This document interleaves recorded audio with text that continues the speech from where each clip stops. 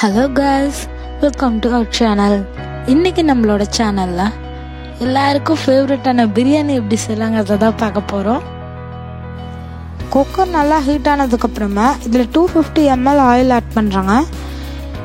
இது coconut oil plus gold வினர் mix பண்ணி இதில் ஆட் பண்ணிக்கிறேன். ஆயில் நல்லா ஹீட் ஆனதுக்கப்புறமா 3 துண்டு பட்டை, 2 ஏலக்காய், 2 கிராம்பு, சின்னதாக இருக்கனால 3 பச்சை மிளகாய் ஆட் பண்ணியிருக்கேங்க. இது நல்லா பொரிஞ்சதுக்கப்புறமா 100 கிராம் சின்ன வெங்காயம், 2 சைஸ் பெரிய வெங்காயம், இது ரெண்டையும் அரைச்சி ஆட் பண்ணியிருக்கேங்க.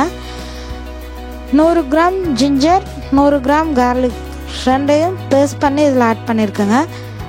இது நல்லா மிக்ஸ்ட் ஆனதுக்கப்புறமா ஜிஞ்சர் கார்லிக் பேஸ்ட், ஆனியன் எல்லாம் பச்சை வாசம் போனதுக்கப்புறமா 3 spoon garam masala, 2 spoon red chilli powder, இதை நல்லா கலந்து விட்டுக்கலாங்க.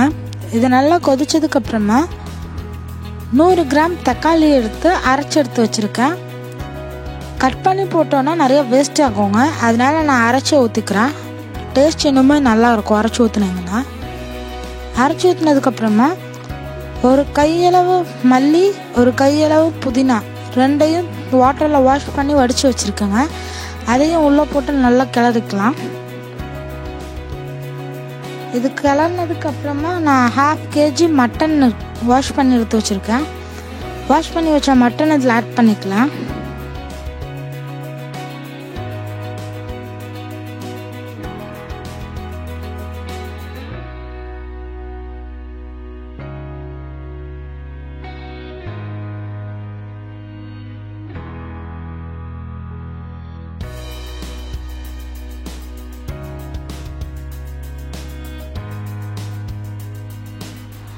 இதை நல்லா கிளறி விட்டதுக்கப்புறமா சால்ட் ஆட் பண்ணிக்கலாம். ஃபைனலாக டேஸ்ட் பார்த்துட்டு க்ளோஸ் பண்ணுறப்ப வேணும்னா ஆட் பண்ணிக்கோங்க. இப்போ தேவையான அளவு பண்ணிக்கலாம். புளிப்புக்காக கர்ட் ஆட் பண்ணியிருக்கேங்க. கொஞ்சமாக கர்ட் ஆட் பண்ணிவிட்டு ஒரு லெமன் ஃபுல்லாக புழிஞ்சு விட்டுடலாம், சீட்ஸ் ரிமூவ் பண்ணிவிட்டு.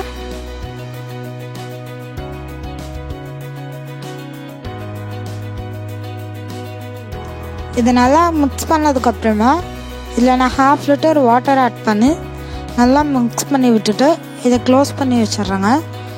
க்ளோஸ் பண்ணி 3 விசில்ஸ் வந்ததுக்கப்புறமா இதை நம்ம ஆஃப் பண்ணிக்கலாம்.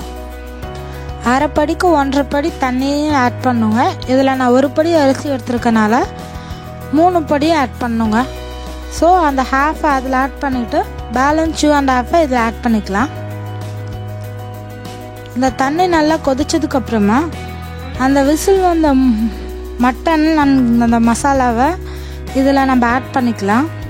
இந்த மட்டன் மசாலா நல்லா கொதிச்சதுக்கப்புறமா ஊற வச்சு ஃபில்டர் பண்ணி வச்சுருக்க இந்த அரிசியை இதில் மிக்ஸ் பண்ணிக்கலாம். மிக்ஸ் பண்ணதுக்கப்புறமா மேலே ஒரு 4 to 5 ஸ்பூன் கீ ஆட் பண்ணி இதை க்ளோஸ் பண்ணி வச்சிடலாம். கிளறி விட்டுட்டு தண்ணி நல்லா வத்துற வரைக்கும். தண்ணி ஃபுல்லாக வற்றினதுக்கப்புறமா மேலே கொஞ்சம் கீ அப்ளை பண்ணி இதை க்ளோஸ் பண்ணி மேலே வெயிட்டான பொருள் வைக்கணுங்க தம் விடுறதுக்கு. ஸோ மேலே ஒரு குக்கரில் தண்ணியை ஃபில் பண்ணி அது மேலே வச்சுருக்கேன். எடுத்து பார்த்துட்டு 3/4 வாசிக்கு மேலே வற்றினதுக்கப்புறமா அகைன் கொஞ்சம் கீ ஆட் பண்ணி மேலே இலையை க்ளோஸ் பண்ணி அதுக்கு மேலே தட்டை வச்சு மறுபடியும் அதே குக்கரை மேலே வச்சுருங்க. அப்போ தான் வேப்பரான வாட்டர் பிரியாணிக்குள்ளே ஸ்ப்ரெட் ஆகாமல் இருக்கும். அதுக்காக தான் அந்த பனானா லீஃப் மேலே வைக்கிறது.